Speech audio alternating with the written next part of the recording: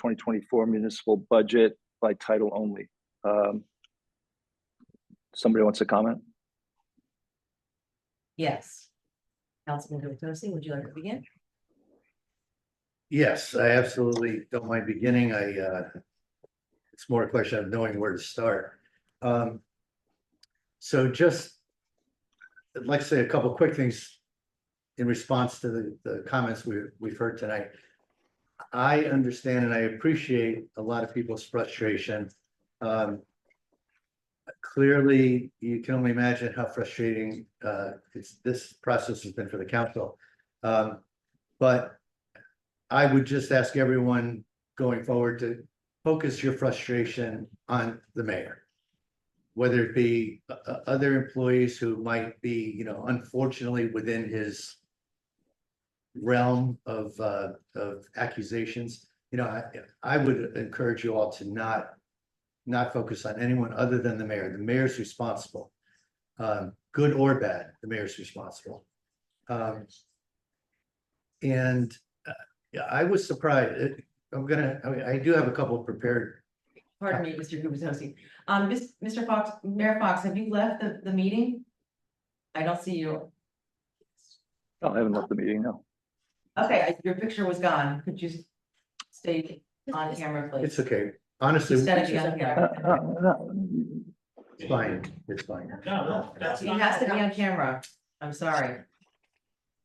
We don't. No, we're just continue. If I was on the telephone, I wouldn't be on camera. Supposed to be on camera. Sitting I'm just, I'm sorry. Council President, I'd like to Okay, just. I'm sorry. I'm part of this. I just want to make sure you're still. Ridiculous. Yeah, I'm here. Okay, just making sure. I thought we lost you. So number one, to the extent you have frustrations, please target them where they belong. We've talked so many months about the definition of insanity, and I feel for everyone in this audience. I feel for anyone watching on Zoom. The definition of insanity continues until tonight. We are all going to be discussing changes as we move forward. But even listening to your concerns tonight, I feel for our residents, and hopefully the council have a plan to move forward to just make the situation better. As you're aware, we are being fined. The council is being fined by the DCA. I was actually surprised to hear, Mr. Mayor, maybe you can confirm this, that it's the 4 council members seated here that are being fined $25 a day. But is it true that you are not being fined, sir? Yeah, that's correct. I voted favorably for the introduction each time. It's the failure to introduce with a vote is the basis of the fine. Okay, so you voted for your own budget and therefore that gave you cover. I get it. Okay. Really? I'm trying to be very polite here, sir. I'm measuring my words as you ask us to do at the beginning of every meeting. Yeah, well, when you tell people to target me, Councilman, that's not really, I wouldn't say polite.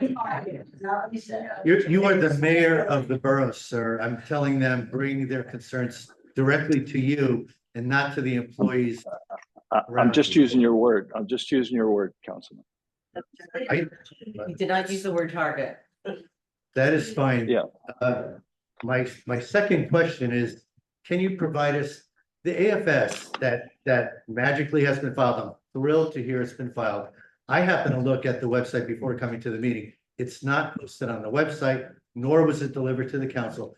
But let me remind everyone, last year's AFS, when it was filed, was outrageously incorrect, citing that we had $7 million of cash in our bank accounts when in fact we had 4 million, telling us that we had replenished 700,000 of surplus when in fact we replenished virtually nothing. So don't everyone yell hallelujah all at once because we filed an AFS. The AFS is a relatively meaningless financial statement as demonstrated by the AFS we filed, the borough filed for 2022. My question, Mr. Mayor, is when do we expect the 2023 audit report An audit would be a much more formal documentation of 2023's results. Do you have a timing for the 2023 audit report? I know that Mr. Gartz and Mr. Alawa have started the process. I can get you that date. I don't have that date in front of me, but Mr. Alawa was pretty confident that he could get it done once he had the AFS in a matter of weeks. Okay, when did you get this assurance from Mr. Alawa and Mr. Gartz? Earlier this week. Oh, yes. What's today? Wednesday, Tuesday. Yesterday, I talked to Mr. Alawa. Okay, because and he's confident he can get you the information in a couple of weeks. Did he tell you why it's taking Mr. Alawa this long to get us to get working on the audit or to have the audit ready for delivery? What is he Well, one of the waiting? things he needed the AFS. Okay, does he need the financial statements to conduct an audit? Does he need our financial statements? I'm not understanding your question, Councilman. Is Mr. Alawa, our auditor, currently working on our audit? It is the very end of August. We're 8 months into the new year. How far along is Mr. Alawa in conducting our audit for 2023? As I said, he was waiting on the AFS, and Mr. Gartz had also sent him some sample bank reconciliation documents. I know that you mentioned that last week. Mr. Mayor, the AFS is a financial report. We've already proven that a very lacking in credibility report at times, but an auditor comes in and evaluates our financial records, evaluates invoices, evaluates bank reconciliations, as you mentioned. An audit usually starts February or March.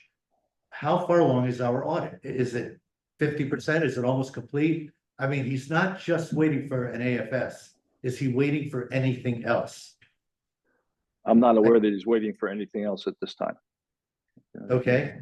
And the reason I asked, I wanted to see if your understanding was different than my own, because I wrote to Mr. Olawa. And on August 22nd, how many days ago? 6 days ago, Mr. Olawa confirmed that our CFO informed him that he's in the process of finalizing the 2023 general ledger and compiling the borough's financial statements for audit. He said, Well, I think what he meant by that was he was finalizing the AFS. I think he's very, this is a professional who said, and I quote, that the auditor is, sorry, the CFO is in the process of finalizing the 2023 general ledger and is compiling the borough's financial statements for audit. He has not begun the audit. And what he told me in his email was he hopes to have it completed early to mid-October. And you just said moments ago, he can deliver it within a few weeks of getting data, which you tell us is already complete. I said that the AFS was complete. That's the data you said he needs. And by your own words, he should have an audit report within 2 weeks. Well, that's what Mr. Alawa told me in the beginning of the process. But he tells me it's early to mid-October. Then I will give Mr. Alawa a call and say what's changed from the fact that you said you could do it within a couple of weeks once you got all the statements. You told me this 6 days ago, Mr. Mayor. So my point is not to be disruptive, which I'm often accused of. It's just that I'm trying to highlight the way we, the council, are often talked in circles. We don't get straight answers. And this is just another example of us not getting straight answers. Okay, I do have a formal statement. I apologize in advance. It's a little lengthy, but I want to make sure it is part of the public record and it will be added to our minutes. This is my statement. I am very disappointed to report that the Commissioner of the Department of Community Affairs, Ms. Jacqueline Suarez, has decided to impose a $25 per day fine on members of this council who are working diligently to represent our residents. I don't know, well, at the time I wrote this, I still don't know if the daily fine includes weekend days or not. But the amount of this fine through today will be either, It does. it includes weekend days, okay. So it's not $725, the fine through today is $1,000 per council person. On July 18th, I wrote a letter to Ms. Suarez detailing the following. One, horrible financial management by Mayor Fox's administration over the past 2 years, contributing to this council's distrust of the current budget process. This financial mismanagement resulted in the historically large loss of $1.6 million in our surplus over 2 years. This is a surplus that was built up over 30 years. We built it up to a point of $2.8 million, and in 2 years, we've cut it by more than half. Also, a historically high 2023 tax rate increase, which is still inadequate to cover the administration's spending, so we had to dip into our surplus as well. It also resulted in a 2022 audit report that was delivered in 2024 that documented the borough's financial mismanagement and lack of financial controls. It included a grossly in error filing of our annual financial statement for 2022 with the DCA, in which we reported the $7 million in cash, when in fact we only had $4 million actually on hand at the end of 22. I also included an email, I referenced in my letter, an email from our new CFO to Mayor Fox, and the new CFO documented his findings this year in 2023, that the financial records for 2023 have been problematic, quote unquote. And he noted many concerns that he is still attempting to correct in the 2023 data. 2023 data, ladies and gentlemen. And now we know that the borough's auditor has not yet been able to begin the 2023 audit because our 2023 financials are still being finalized as of 6 days ago. I also, in my letter, I made great effort to explain the absurd lack of cooperation by Mayor Fox since March of this year, including refusal to allow the council to speak with the CFO or to speak with our department heads. Documentation of statements made by the mayor's administration, not just the mayor, suggesting that we could not access the CFO for fear that he would be harassed by all 4 council members. Each one of us was actually named in an email. Somebody's muttering out there. I'm not sure who it is. But I also noted documentation of examples of nonsensical answers provided to the council when the mayor's team responded to our questions. On August 23rd, there was a 5-page long letter loaded with factual content, loaded with references to specific email correspondence and so forth. On August 23rd, just last week, Ms. Suarez sent each council member, except the mayor, a personalized letter informing us of the implementation of the fine, retroactive to July 19th. She dismissed my letter of July 18th, stating that my letter, quote unquote, attempts to justify the council's failure to approve an introduced budget by stating that despite the chief municipal finance officers making a budget presentation to council on April 10th, and the council having been provided various financial information. Unfortunately, Ms. Suarez is clearly implying that she's decided to accept the mayor's explanations over those of this council, without making any effort to fact check the 2 opposing perspectives. Ms. Suarez actually acknowledges the concerns that I raised about our unreliable financial data, and yet she decides that the council must blindly approve this budget for introduction. She acknowledges that my letter also cites, and this is a quote, it also cites the borough's calendar year 2022 audit comments. I did cite them and she read my citation. And prior failure to maintain adequate financial records. She acknowledges that. And she says, it is the division's understanding that the current CMFO has been working diligently to institute proper internal controls and bring the borough's financial records into order. She's acknowledging that I told her our financial structure is chaos. We are being given a budget based on data that has been created out of this chaos. And yet, despite all that, she is forcing duly elected officials to blindly rely upon these same financial records in order to approve a budget for the public. I respect the role of the DCA, and I respect that it must be very difficult to evaluate each challenge that comes before them. I'm sure that Ms. Suarez is a very talented commissioner. However, in this one instance, she is simply wrong. It is wrong to implement sanctions against the very council people who are working long hours to honor our sworn oaths to represent and protect the public to the very best of our abilities. And what's more ironic, I'm told, and now I have confirmed, that Mayor Fox, who needs council approval and yet refuses to cooperate with any of the council's requests, is not subject to this daily fine. Ladies and gentlemen, this is a prime example of bureaucratic failure in the state of New Jersey. Now, with regard to the vote, well,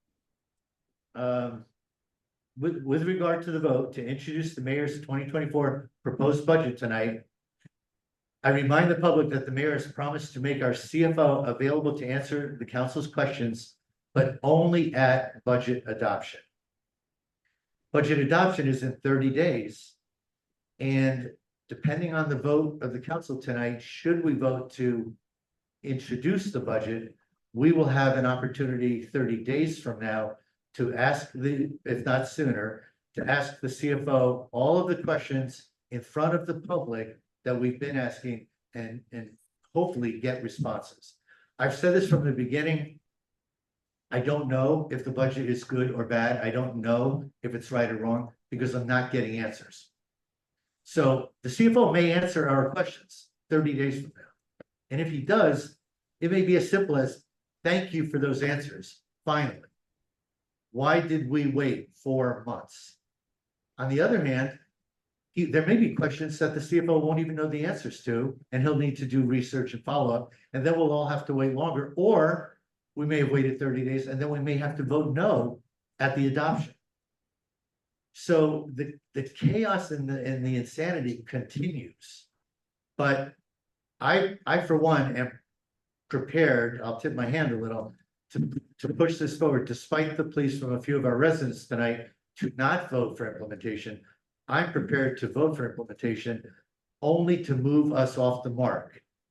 It doesn't hurt that my financial penalties would stop tonight, but I think that is a terrible injustice perpetrated by the commissioner of the DCA. I don't think she looked at the facts. I don't think there's any way appropriate to be fining the council.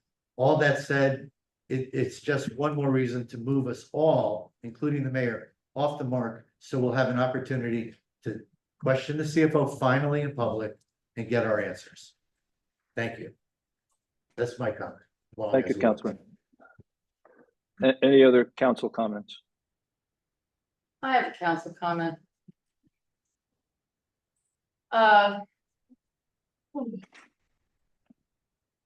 So the last time we met, I did say, if you always do what you've always done, you'll always get what you've always got. And so, just like Councilman Gubitosi said, we seem to be in that state right now. We're doing the same thing. We're turning our wheels. We keep asking questions and we're getting nowhere. But we were promised that we would get a chance to speak to the CFO and ask him our questions once we introduce the budget. And as Councilman Gubitosi said, perhaps adopting this budget is the only way to get from where we are to where we need to be. That does not mean that we have to accept this budget in the end. It just means this might be our only way to get a chance to speak with the employee that we hired. The numbers for our budget continue to change. The current fund has gone from, according to what Mayor Fox says last week, was only adjusted by $240, not over 70K, which it was.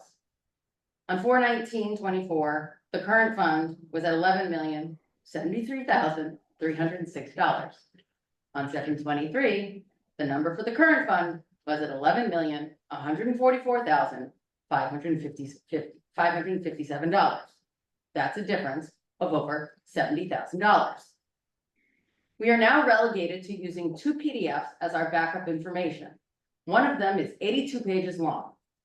Yesterday, I asked for the 3 different state PDF forms to be sent to me, and well over 24 hours later, I have received no response. All I wanted was an email with 3 documents. I requested this of the mayor, the BA, Mr. Fehrenbach, and our CFO, and no one responded to send me those 3 documents. I wanted to give another example of the kind of answers to questions that we received when we were doing our preliminary questions. This was one of the questions that was asked by Councilman Gubitosi.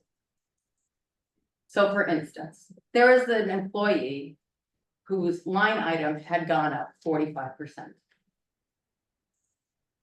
And Councilman Gubitosi said, had questioned this and said, why is this going up over 45%? And what is the name of the employee? And whoever's doing the budget wrote back and gave the name.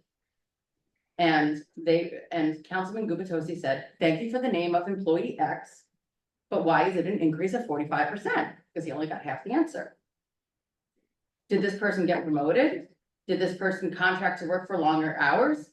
Is this a 12-month budget versus a 10-month budget, e.g. a 20% increase? And then there was another response from the administration. He has been made part-time, and this is his estimated total cost for the year. Councilman Gubitosi, this does not appear to be an answer. The question regards an increase. The answer describes a decrease. The answer from the administration? The $4,500 reflects an actual expense in 2023. We had so many questions that were back and forth, where we never really got answers, or we got half answers, and then Councilman Gubitosi went back 4 or 5 times. But this is indicative. We'll answer it in 2025. Here's half an answer. There was an increase, but it represents a decrease. I don't know. On Friday, August 23rd, the DCA imposed a fine on this council of $25 a day for the failure to introduce the budget for the borough of Bradley Beach. In the letter I received, sadly, to my misspelled name, and I'm wondering if this gets me off the hook, but I doubt it. It stated, the Borough Council has an obligation to act on the municipal budget with the information available to it. And in that one statement, there's the catch, with the information available to it. Unfortunately, there are no guidelines provided as to what are good, useful, and ordinary information for a council that a council should receive when making decisions and amendments to annual budgets. Instead, a council is held hostage to the administration and the information the administration chooses to provide or withhold. When numbers become moving targets, questions go unanswered, or answers are evasive, I wonder to what lengths a council should go to protect the public they serve. In this case, it's to the length of incurring a fine of almost $1,000, or exactly $1,000. Thank you. That's up today. Tomorrow will be even more. Council members are asked to rely on their professionals for their guidance. However, they are elected or appointed for their own acumen, prudence, and interest in serving the public. When council members are denied access to the very professionals they themselves have hired, it's no wonder things can become such a cluster, mess, whatever. I am shocked by the DCA's decision, knowing that this council has found getting answers and numbers for this budget akin to nailing Jell-O to a wall. That our access to our professionals has been limited to weak answers from a volunteer, that we have not received one email with answers or explanations, not one, from the CFO we hired. I would suggest the DCA endeavor to set guidelines set by those towns for paradigms of success and put in place a set of required documents for review for councils in order to make informed decisions on the budget. Perhaps maybe penalties for administrations who cannot prove they have started the budget process early and who do not introduce the budget on time. As I stated previously, the information we have received has dwindled from spreadsheets we can manipulate to do simple math with to just 2 PDF documents, and one is 82 pages. Have you ever attempted to analyze an 82-page financial document done in a PDF? And all along, the numbers have changed. If the DCA would like to fine this very conscientious council for doing its best in the name of transparency, then so be it. I would suggest the DCA needs to change its guidelines on what's expected from an administration made up of professionals paid to give us answers before it imposes fines regarding what is expected from the people who volunteer to serve people. That's all I have. Thank you, Councilwoman. Any other comments? I was wondering if we can have a workshop if we do introduce the budget between now and the adoption. No, this is comments on the introduction of the budget. It's not, if you want to make comments on the introduction of the budget, that's great. But I have a motion that's up for vote at this point. Question then. Part of the discussion, Mr. Mayor, so we can have discussions. I'm discussing it. I know, we talked about having contact with the CFO in between. And I did not hear a response. Did you get a response, Council? Nope. And Weber? Well, Okay. the answer is no. You have to understand, when I first became a councilwoman, I went to newly elected. And they said to me, the most time you're going to spend is on the budget. It starts in November. You're going to meet with department heads. And it's going to be the biggest job that you have. I don't think we started this process until March. And I was not included in any of these discussions. And this has not been inclusive. This has not been teamwork. We've had some new developments. And I do think next year looks brighter already. But this is not the way things should be run. It's very, very disappointing. Anyone else have any comments or questions? Good. Okay, I think that, I'd like to comment. I think a workshop would be great, Jane. thank you for commenting. Thank you. Okay, the motion is up for the introduction of the 2024 budget. And it's been seconded. Erica, could you take the roll call, please? Ms. DeNoble? Without a workshop or any kind of contact with the CFO, I cannot say yes to this. I'm sorry, and the answer is no. I so much want to say no, but then I just keep getting stuck in my infinite loop that this never ends until we're all dragged off in handcuffs. So I'm going to vote yes, and I'm going to be very prepared to have a very lengthy discussion in front of every resident that wants to participate. Approximately 30 days from this introduction, should we introduce? Yes. Ms. Mahoney? I think, introducing the budget is the only way we get this over the goal line. And, I have to tell you that so much time goes into writing these emails and putting this analysis together every week. It's painful to look back on all the emails and try to put all the documents together, especially when you ask for documents and you don't get them. It will be so much hard work to put together all the questions that we're gonna have for the CFO. But I look forward to putting in that work, and it's a good thing I'm not employed, so I have plenty of time to do it. So I vote yes. Mr. Weber? Yeah, you've heard this said a lot up here, that the definition of insanity is doing the same thing over and over, and some of us decided that applies to us too. So we are never gonna get a different result unless we're doing something different, but please take note, we are the ones deciding to do something different, to move the ball forward, to get to the point where we can ask those questions of the CFO. I think there's a really great chance that we could, after that meeting, we still vote no on this budget. if the questions are not answered to our satisfaction. So, and that's not the case, but I think it's a very real possibility.